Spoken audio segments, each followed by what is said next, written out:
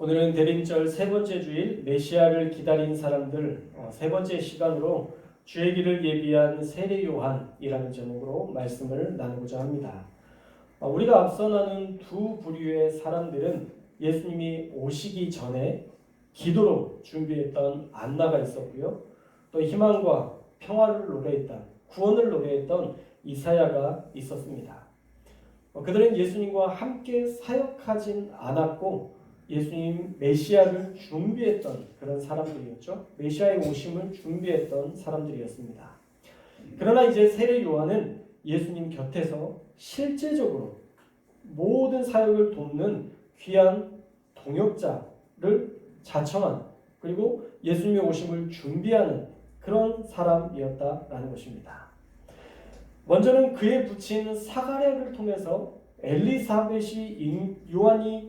엘리사벳을 통해서 요한이 잉태될 때도 그 나이 많은 부부가 잉태한 소식이 기이했지만, 마리아가 예수님을 성령으로 잉태한 후에 내가 남자를 알지 못하는데 어떻게 잉태합니까? 라고 가브리엘 천사에게 물었을 때 사가랴와 엘리사벳이 잉태한 것을 천사가 언급합니다. 누가복음 1장 36절과 37절에 보면요, 그들의 임신 때문에 마리아가 성령으로 잉태한 것을 믿을 수 있게 됩니다. 누가복음 1장 36절에서 37절 말씀 한번 읽어볼까요? 시작. 보라, 내 친족 엘리사벳도 늙어서 아들을 배었느니라. 볼에 임신하지 못한다고 알려진 이가 이미 6달이 되었나니 대저 하나님의 모든 말씀은 능하지 못하심이 없느니라. 아멘. 엘리사벳이 늙었는데도 아이를 임신했다.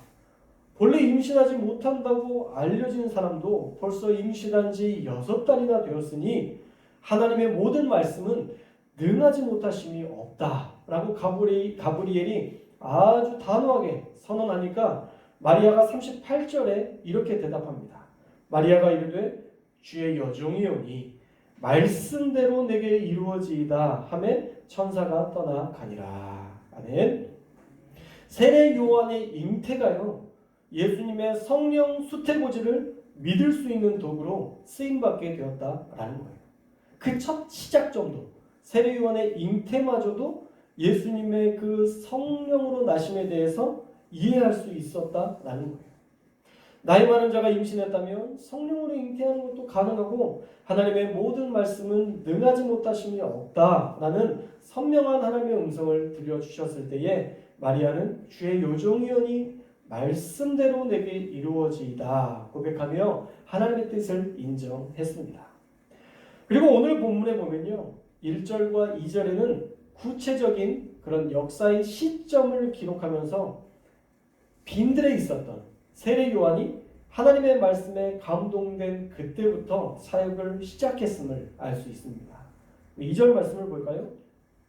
2절 말씀에 보면 하나님의 말씀이 빈들에서 사가랴의 아들 요한에게 임한지라 라고 말씀합니다. 사도 바울처럼 어떤 그런 부르심이 있었는지 명확하지는 않지만 바로 순종할 만큼 강력한 말씀이었을 것입니다. 왜냐하면 그 말씀이 임하자마자 3절의 세례 요한은 바로 즉시로 순종했기 때문입니다. 자, 그러면 세례 요한은 메시아의 사역을 위해서 어떤 것을 준비했는가? 우리 3절의 말씀 한번 읽어볼까요? 3절 말씀 시작. 요한이 요단강 부근 각처에 와서 죄 사함을 받게 하는 회개의 세례를 전파하니. 아멘. 자, 첫째로 세례 요한은요, 예수님의 사역을 준비하기 위해서 회개의 세례를 전파했다 말씀합니다. 그러나 단순하게 회개만 촉구했던 것이 아니라요, 회개하면 우리도 메시아의 구원을 볼 것이라는 그 소망을 만민에게 전했다라는 것이죠. 우리가 지난주 이사야서의 말씀을 통해서 그 희망의 말씀을 들었었잖아요. 그 말씀이 지금 누가복음 3장 4절에서 6절까지의 말씀에 그대로 기록되어 있습니다. 그러면서 모든 육체가 하나님의 구원하심을 볼 것이다 라는 말씀으로 세례 요한이 너희가 회개하면 이제 구원받을 수 있다라는 그런 희망의 메시지를 세상 가운데 전해주었다라는 거예요. 우리들이요, 세상 가운데에 세례 요한처럼 세상 속에서 죄로 살아가는 자들에게 회개를 외칠 수 있어야 되고, 아직 희망이 있음을 세상 가운데 알려줄 수 있어야 합니다.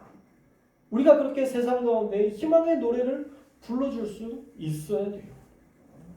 예수님을 믿기만 하면 모두가 구원받는다는 그 참 진리를 먼저 우리가 믿고 우리가 세상에 그 복음을 전할 수 있어야 합니다.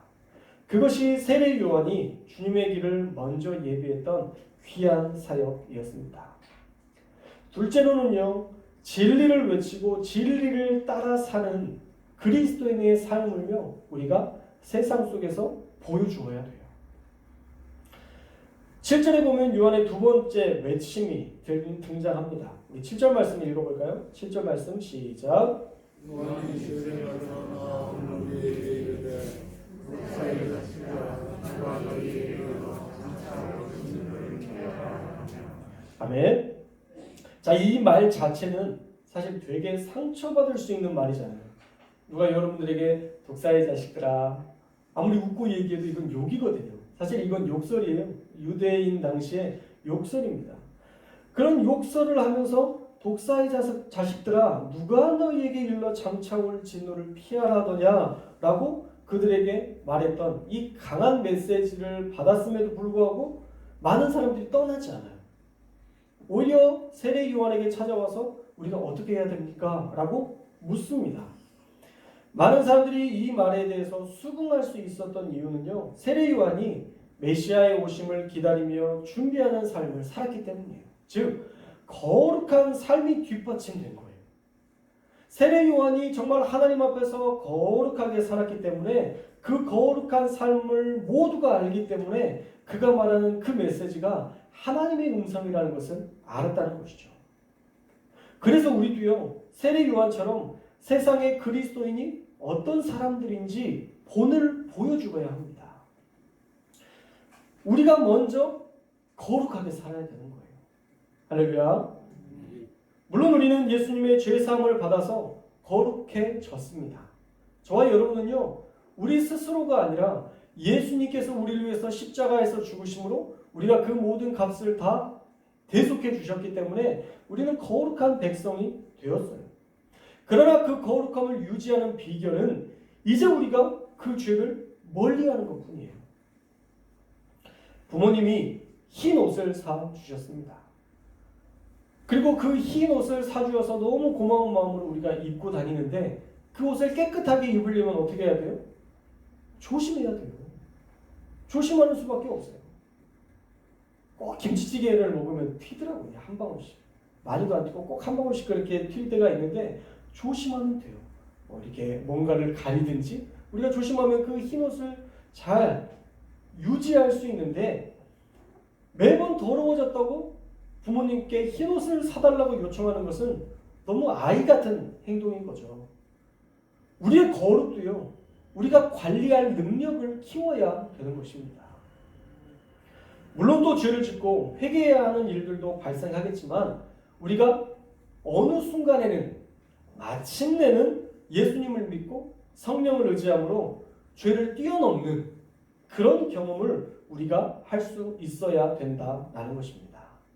사랑하는 여러분, 하나님이 예수 그리스도께서 우리를 위해서 흰 옷을 준비하여 주시고 우리를 깨끗한 백성 삼아 주셨어요. 이제 이 거룩함을 유지하는 것은 우리의 몫입니다. 언제든지 우리가 예수님께 갖다 드리는 게 아니라 우리가 이 흰 옷을 오래도록 입을 수 있도록 조심하는 삶이 우리 그리스도인의 삶인 거예요.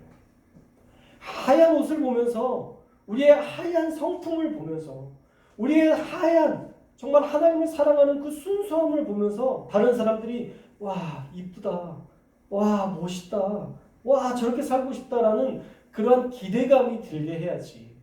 언제든지 더러운 옷 입어도 회개하면 돼 라는 마음으로 우리가 주님께 세워주세요 라고 얘기하는 것은 결코 거룩하고 성숙한 그리스도인의 모습이 아니라는 것이죠.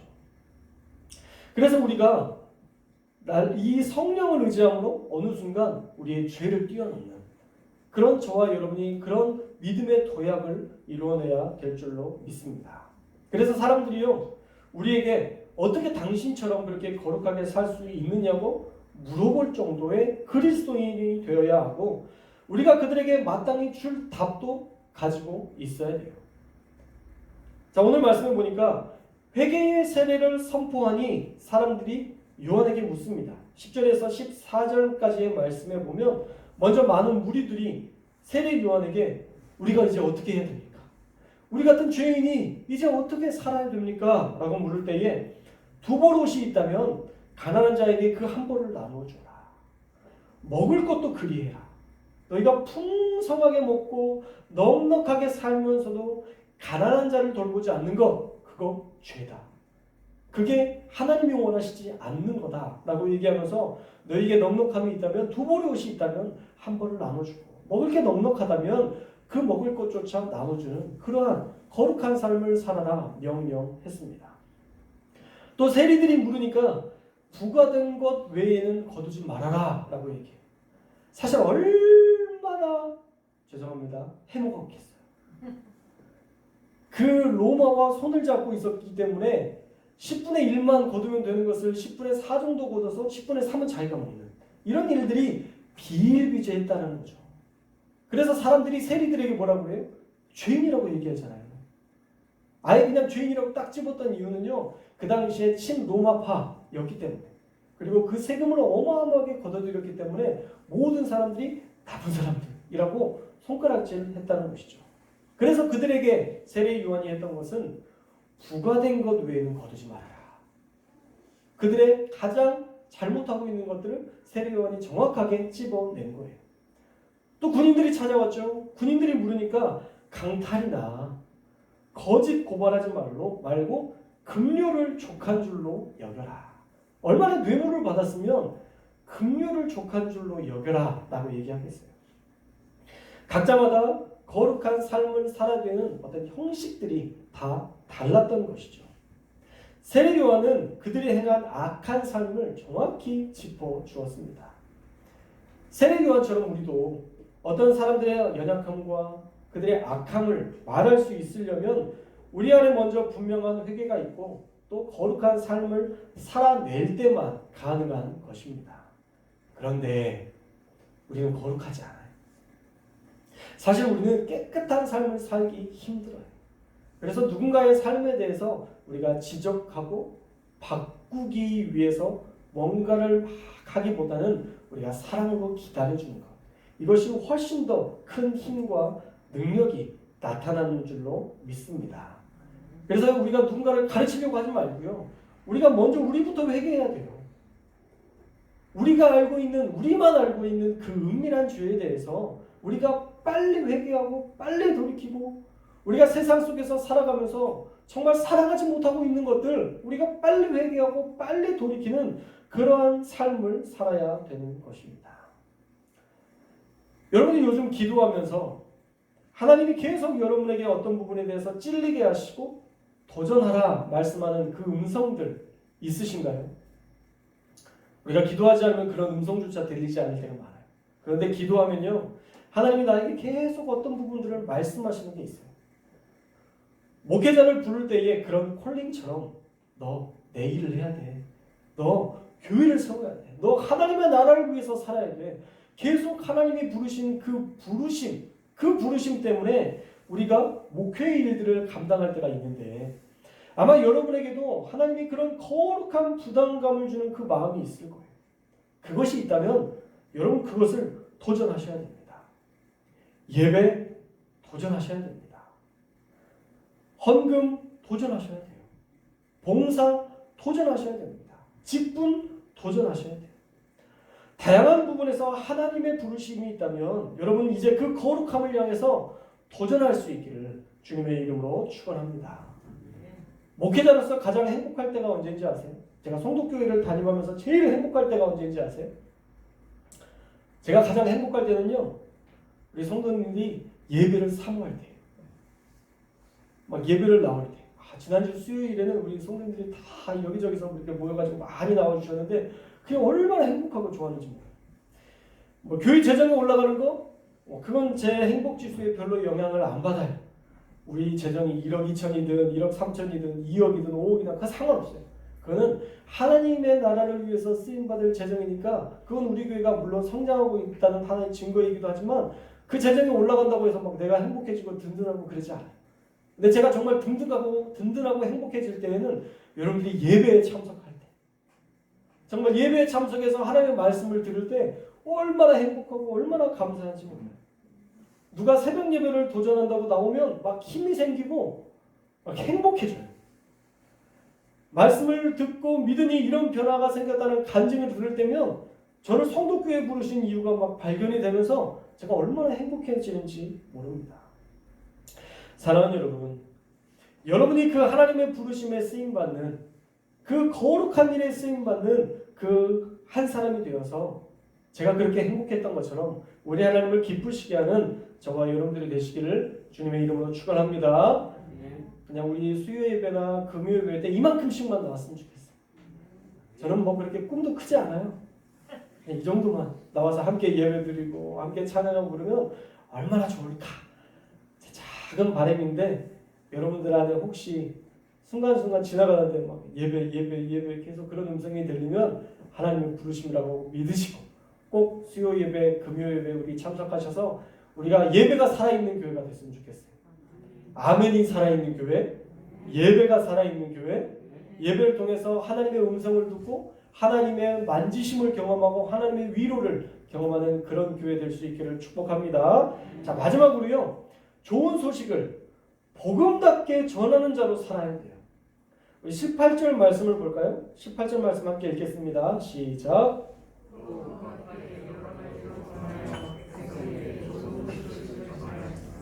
세례 요한은요 독사의 자식들아 막 이런 이야기만 한 게 아니라 다양한 말로 여러 가지 말로 권하여서 백성에게 좋은 소식을 전했다라고 얘기합니다.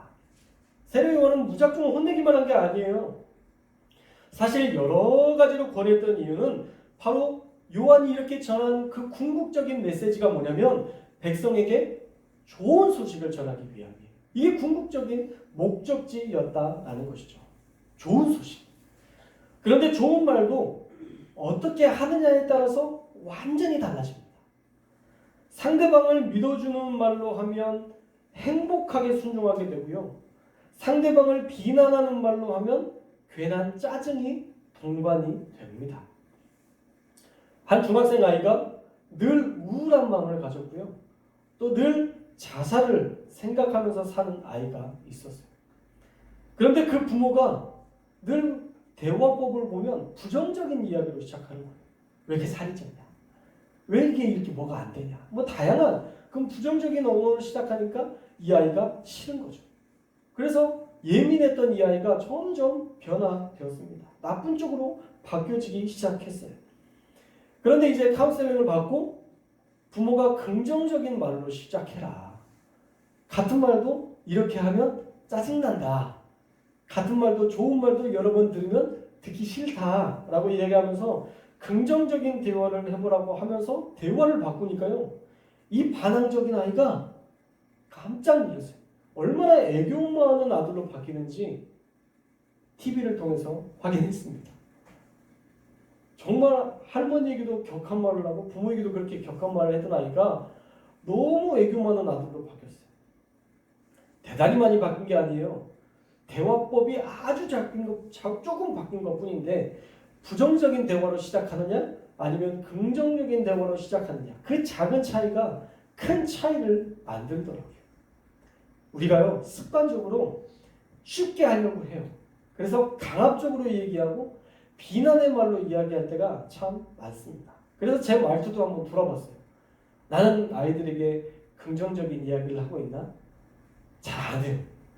왜냐하면 이게 누적된 그 시간이 있다 보니까 좋은 말로 해도 되는데 왜 아직도 안 해? 이렇게 시작이 돼요.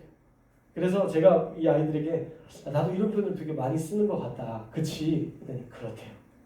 그래서 긍정적인 표현으로 내가 바꾸겠다라고 대화를 시도하면서 우리 아들은 우리 딸은 이렇게 하기 때문에 잘할 수 있어, 할 수 있지. 그때 닭살 돋아 죽으려고 그러더라고요. 그렇지만 아이에게 이렇게 얘기하는 게 좋아? 라고 물었더니 아이들이 어색하긴 하지만 최소한 기분은 안 나쁘대요. 그래서 앞으로 계속 이런 대화를 사용해 보려고 합니다. 쉽지 않겠죠? 그래도 아이들에게 행복을 줄 수 있다면 어른들이 노력하는 게 맞는 거예요. 복음은 좋은 소식인데 복음을 저주로 전하는 사람들이 너무 많았어요. 기독교의 이 좋은 복음을 좋은 말로 전해야 되는데 부정적인 말로 전할 때가 너무 많았어요. 너 안 믿으면 지옥 가. 대뜸 만나자마자 친하지도 않은데 너 안 믿으면 지옥 가. 시뻘건 지옥불. 영원히 꺼지지 않는 불구덩이에서 네가 예수님 안 믿으면 영원한 괴로움을 겪을 테니까 그런 꼴 안 당하려면 예수 믿어. 우리가 이 말씀을 들으면서 구구절절 맞는 말이에요. 그렇죠? 하나도 틀린 말은 아닌데 이게 복된 소식, 좋은 소식과는 너무 거리가 멀어 보이는 거죠. 이 좋은 복음을 이렇게 전하니까 매력이 있겠냐는 거예요.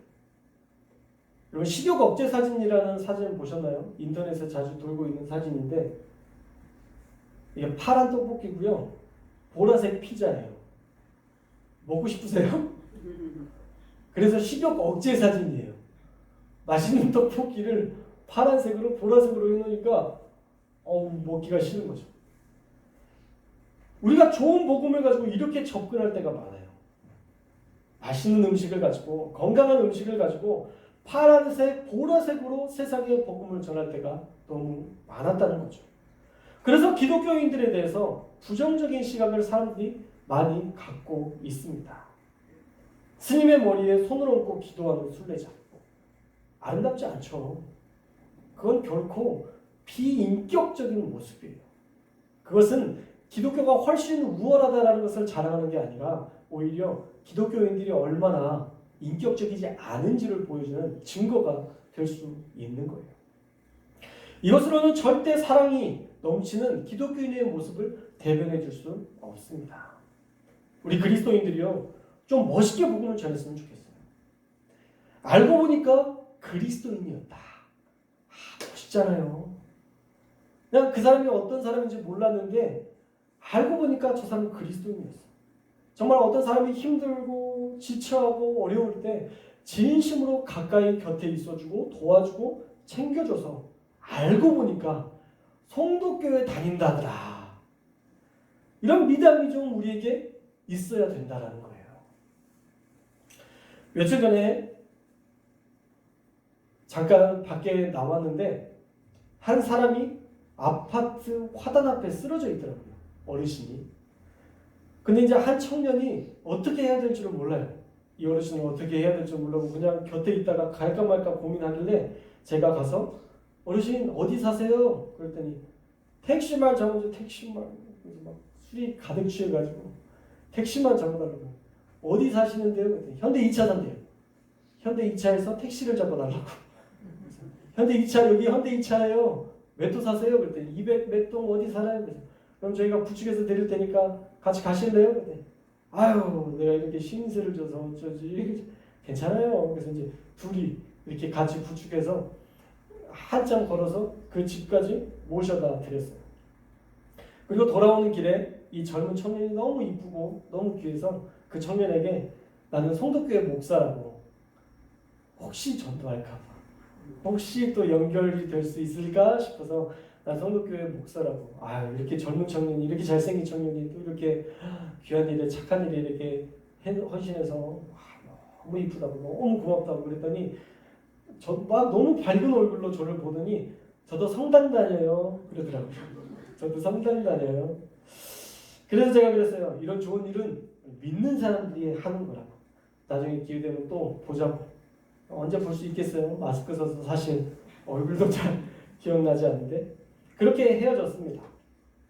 그 어르신은 모르겠지만 우연한 기회가 되어서 또 우리의 도움을 알게 되면 그 사람도 역시 믿는 사람은 달라라고 말할 거예요. 물론 어떤 사람들은요, 그리스도인들을 향해서 믿는 사람이 왜 그래? 라는 말로 우리의 심리를 조종하려 할 때가 참 많습니다. 그래도요, 우리의 일을 하면 돼요. 우리가 그 사람의 말에 귀 기울이고 그 사람의 마음에 들게 하려고 애쓰는 게 아니라 우리가 하나님께 기도하면서 하나님께서 하라시는 것까지만 우리가 실천하면 됩니다. 저도 예전에 한번 그렇게 일을 해봤더니 기독교인이랑 얼마나 부려먹으려고 하는지 몰라요. 그래서 제가 하나님 어떻게 해야 됩니까? 하나님 앞에 기도했더니 하나님이 네가 기도하면서 하고 싶은 것만 해라. 그래서 딱 하고 싶은 것만 했어요. 내가 하고 싶은 건 하고 부당하다고 생각해서 하기 싫은 건 안 하고, 그러니까 억울할 것도 없고 그 사람의 마음에 들려고 막 애쓰지도 않기 때문에 그렇게 힘들지도 않더라고요. 그것까지만 하면 됩니다. 우리가 그리스도인이라는 그 본분을 잊지 않고 우리가 마땅히 해야 될 도리는 하지만 하나님이 굳이 하지 않아도 되는 것, 그리스도의 자존심마저 버리지 마 라는 것들이 있으면 우리가 그거 세우면서 그렇게 살아가면 되는 거죠. 그러면 어느 순간 하나님께서 봐, 저렇게 사는 게 정답이야, 축복은 저런 사람이 받는 거야 하면서 우리를 높여주실 때가 분명히 올 것입니다. 성경에 기록된 대로 원수의 목전에 상을 베푸시고 우리를 높여주실 그날이 분명히 있다는 것 우리가 기억하고 멋진 그리스도인을 살아가는 저와 여러분들 되시기를 주님의 이름으로 축복합니다. 자, 말씀을 정리합니다. 세상 속에서 회개와 구원의 복음을 외치고 세상 속에서 그리스도인으로서 본을 보이며 거룩하게 살아가고 복음을 복음답게 전하는 저와 여러분이 되어서 세례 요한과 같은 십자가의 전달자로 살아가는 저와 여러분들 다 되시기를 주님의 이름으로 축복합니다.